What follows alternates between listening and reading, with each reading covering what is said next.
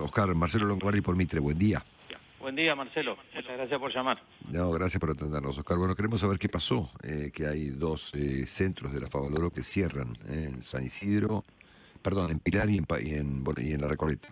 Bueno, sí, claro. Nosotros tenemos varios centros. El conglomerado central acá en la avenida Belgrano, donde en realidad claro. hay 4 edificios, que está el edificio histórico.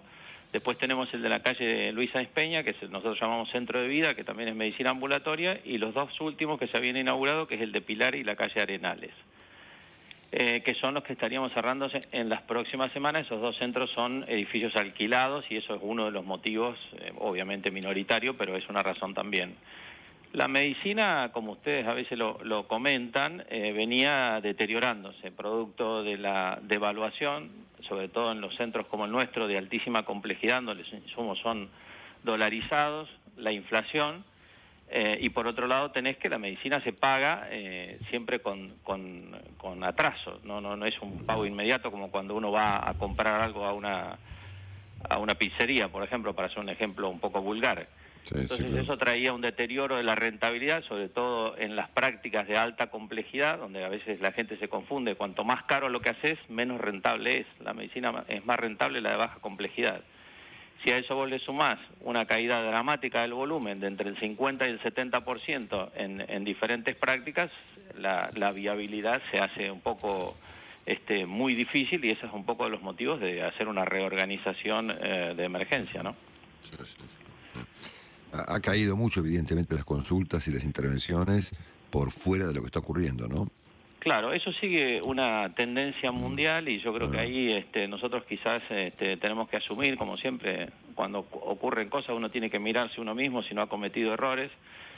Y yo creo que ahí nosotros, digo como médico, no como Fundación Favaloro específicamente, hemos enfatizado en el quédate en casa, la importancia de protegernos y de cuidarnos para con el coronavirus, pero no hicimos un llamado de atención que la gente que tiene enfermedades cardiovasculares u oncológicas o cerebrovasculares no puede dejar las consultas, porque eso ya se había visto en Italia, en España, un aumento de la mortalidad no COVID, digamos, o no causada por el virus. Otro ejemplo es el de la ciudad de Nueva York. Las llamadas al 911 tuvieron un aumento de mortalidad del 800%. Eso quiere decir que la gente llama tarde. Entonces el virus no puede estar curando a la principal causa de muerte que tiene la humanidad, que es la enfermedad cardiovascular. Si no consultás, si no llegas a tiempo, vas a tener consecuencias.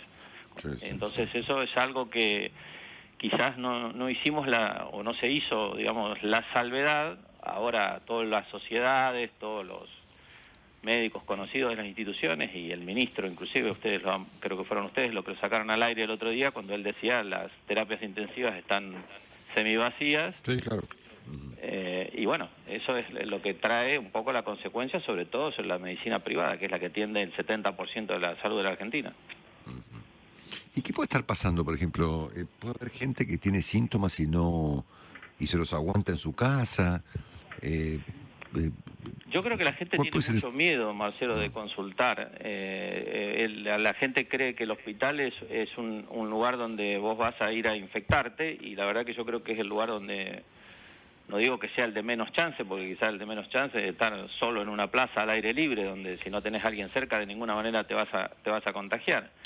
Pero en los hospitales se han hecho en todos los lugares los triages, que es por donde entrás, por donde circulás, para tener una circulación aislada y segura, que yo creo es mucho más segura que ir al supermercado, donde yo veo a la gente con el barbijo colgando en el cuello, porque no está acostumbrada a usarlo. Así que yo diría que creo que el temor a contagiarse es el número uno. Y, entonces esa es la razón por la cual la gente consulta tarde o no consulta. Sí, sí, claro, porque estamos claros, Oscar, que estadísticamente no hay ninguna forma de que haya cambiado el patrón de enfermedades de un país, ¿no? Si las cosas que pasan igual, ¿no?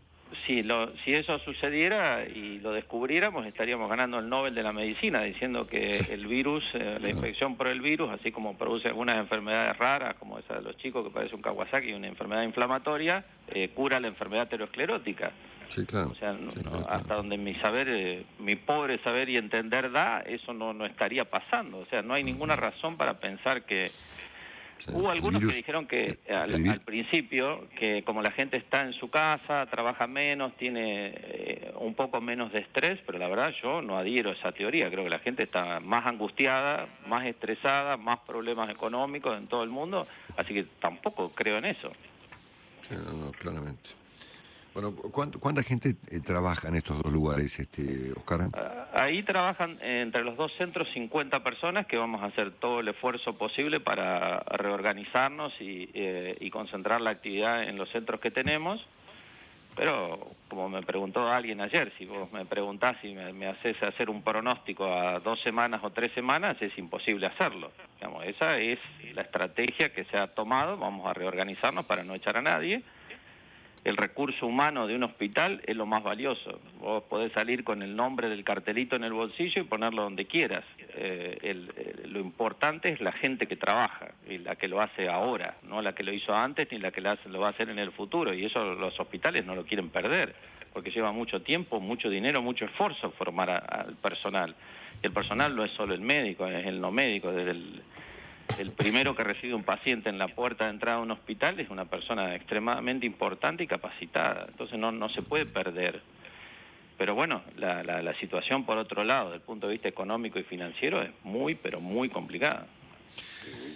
Bueno, acá María le quiere hacer una pregunta, Sí, Oscar. sí, porque Sí, estaba cómo no. viendo por ahí, hola, buen día, doctor, ¿Cómo ¿qué tal? estás, María? ¿Qué tal? Que hay una orden a la Superintendencia de Servicios de Salud que pide que otorgue un apoyo financiero de excepción a agentes de seguros de salud que hubieran sufrido una caída en la recaudación durante el mes de abril de 2020 con relación a marzo para garantizar el adecuado funcionamiento de los servicios de salud durante la vigencia de la pandemia.